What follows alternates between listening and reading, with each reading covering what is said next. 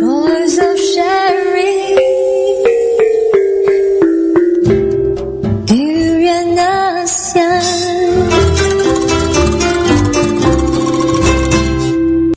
Hello, welcome back to the Asean Breakfast Call. Again, we have Arlene, who has just came back from Myanmar, who personally participated in the Asean Youth Forum 2014. Yeah, Minglaba. Oh, I don't know what's that. You want to explain? It means hi in Burma. Amitabh. Minglaba. Minglaba. Okay, so Minglaba to everyone. And yeah, so we'll talk about what happened in the Asean Youth Forum. I know that they concluded with a declaration as well, which Arlene was a part of the drafting team, which we'll explain a little later.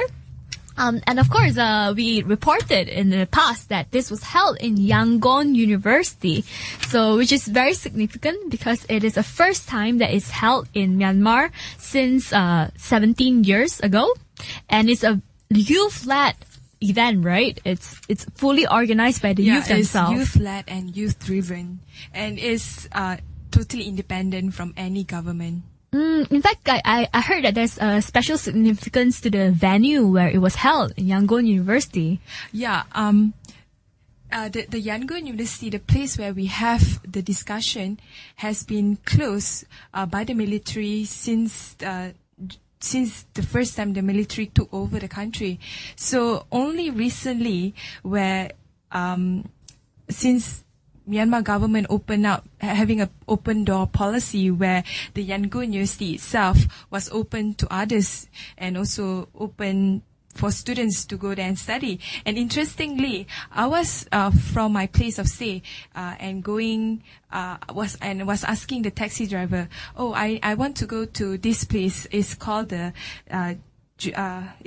Diamond Jubilee Hall, University of Yangon, and none of them have a clue what it is. Then I realized that even the community around there have no clue what is the place is all about, since it has been closed for so long.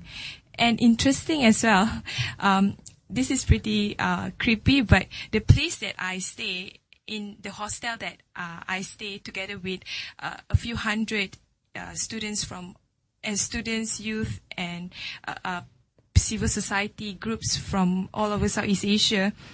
And the place is called Sport Academy Center.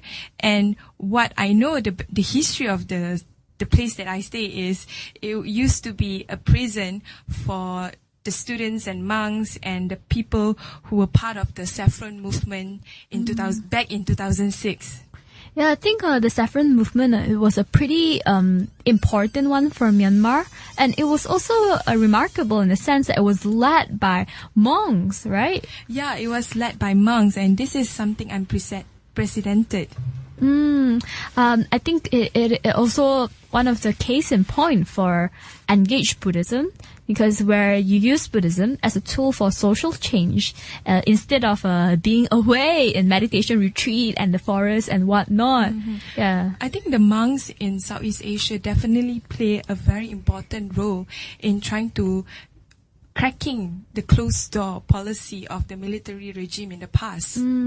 So besides that, I think even Yangon University itself was pretty historical because it was the last military government place where they have clashed with the Youth and Students Union in 1962. Yeah, I would like to highlight one of the visits that we have back at the Yangon University was a talk given by the student movement there, how during the 1960s and also 1988, if I'm not mistaken, where, I'm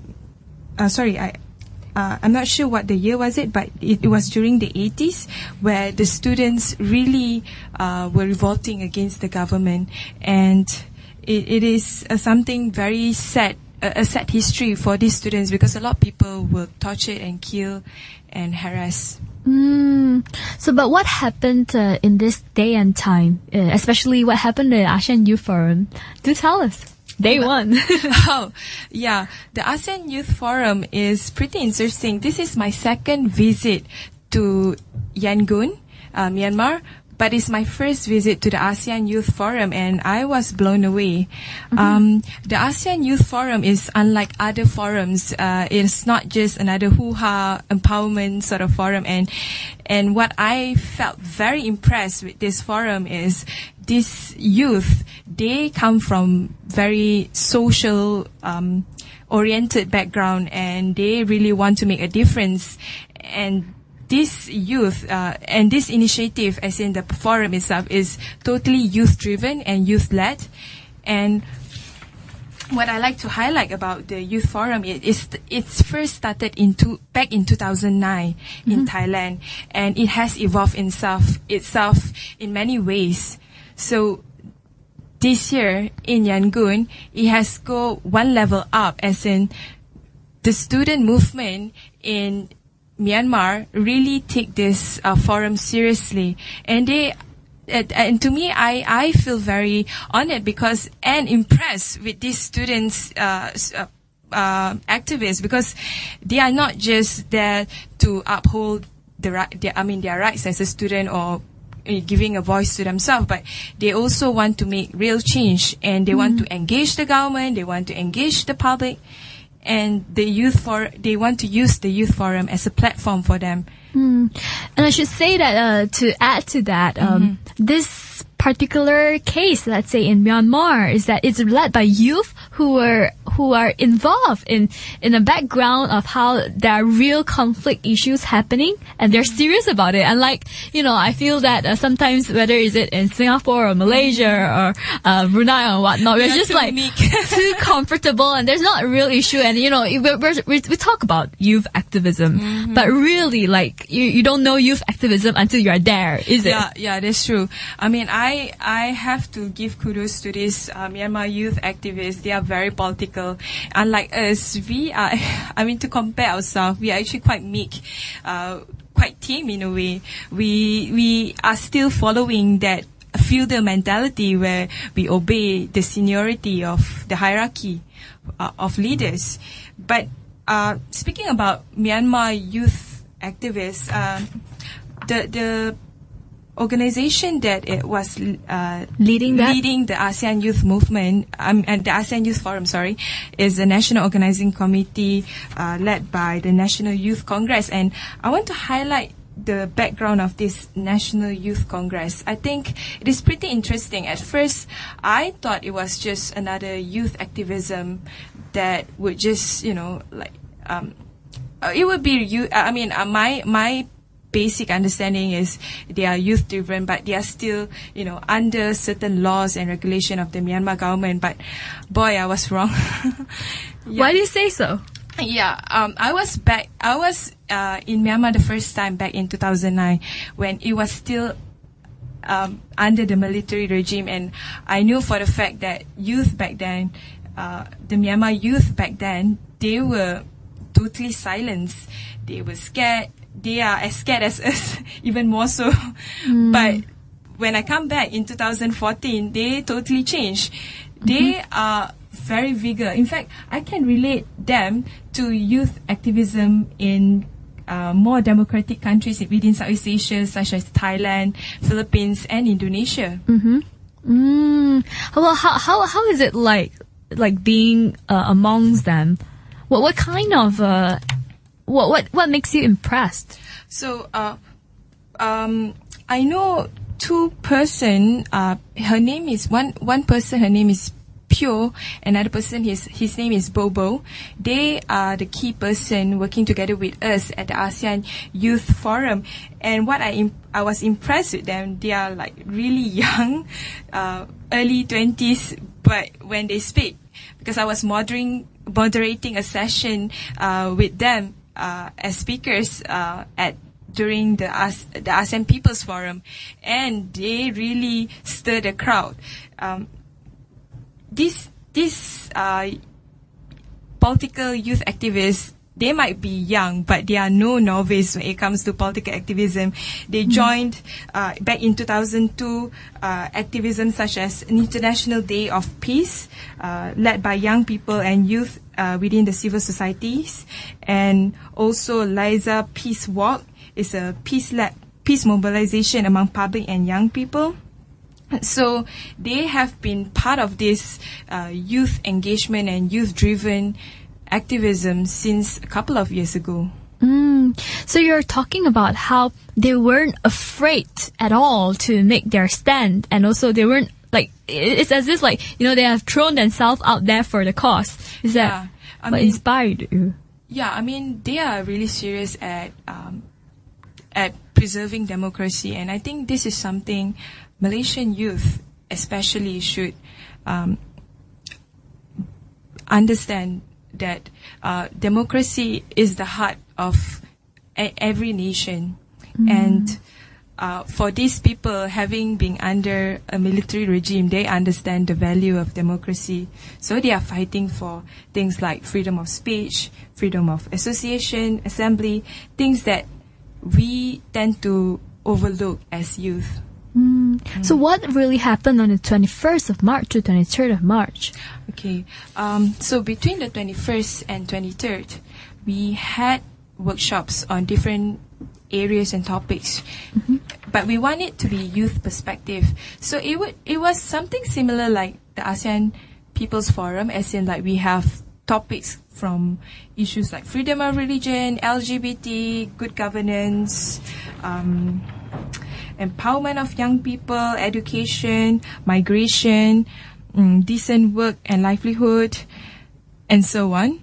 But we want this coming from the youth perspective, and it was pretty, I would say, pretty amazing. I mean, how vigorous they are at expressing themselves.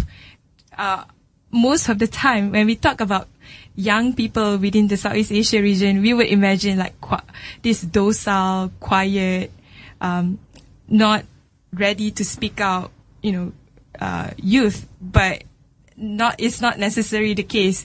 They were scrambling for the mic? So we have small discussion groups. We also have presentation, but they are very loud at trying to express their views. In fact, I would say the Malaysian participants are one of the quietest. And the fact that there were I think there were 0 participants from Singapore, which is quite sad. Wow. 0. They did not send any delegation. No, they didn't. It was really, sad. Especially we have a lot of countries sending like more than a dozen participants, while Malaysia, it was like 5, I guess. Yeah, it was 5. And the rest are, I heard that for the ASEAN People's Forum, there were 15 people? So the rest are seniors, yeah? Yeah, the rest are seniors. So yeah, what else went on other than the workshops and whatnot?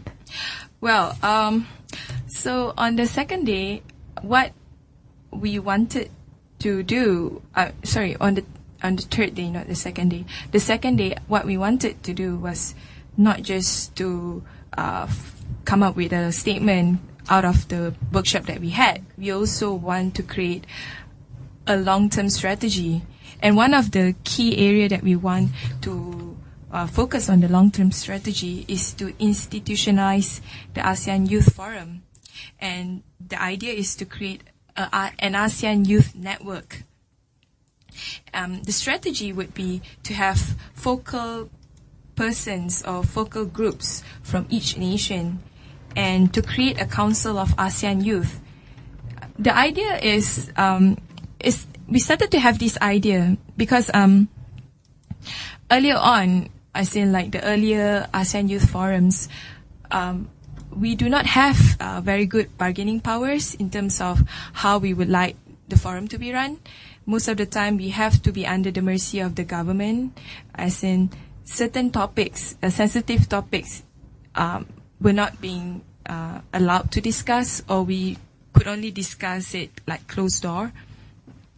So, but why the change this time? So having a council of ASEAN youth to decide how we should run the program, and to bargain with the government how the forum would be, as in like a regional pact rather than just the Malaysian or Myanmar youth themselves, I think would add more sort of power to us to decide how we would like the ASEAN youth to be spread and to expand itself. Yeah, but this time, did they have a full autonomy to decide on and discuss every topic they want to?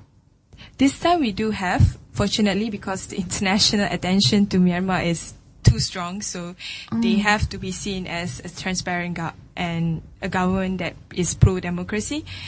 But I mean, personally, I think it's a good idea to have a council of ASEAN youth, because from the experience of other countries, for example, if I'm not mistaken, in Brunei, they used to have one.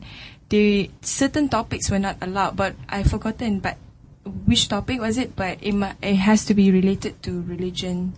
Yeah. So this is something that prompted us to create the ASEAN Youth Network. Right. So what happened in day 3? Was it the Yangon Declaration? Oh, yeah. We had the Yangon Declaration. It's actually the ASEAN Youth Statement for this year. And our theme is one community, one strategy, youth for unity. Sounds impressive when I first read it. Yeah. So what is it about? So we want to reinstate, our stance in terms of human rights and democracy. So we want to put it in a way that is much more, I would say, professional, I guess.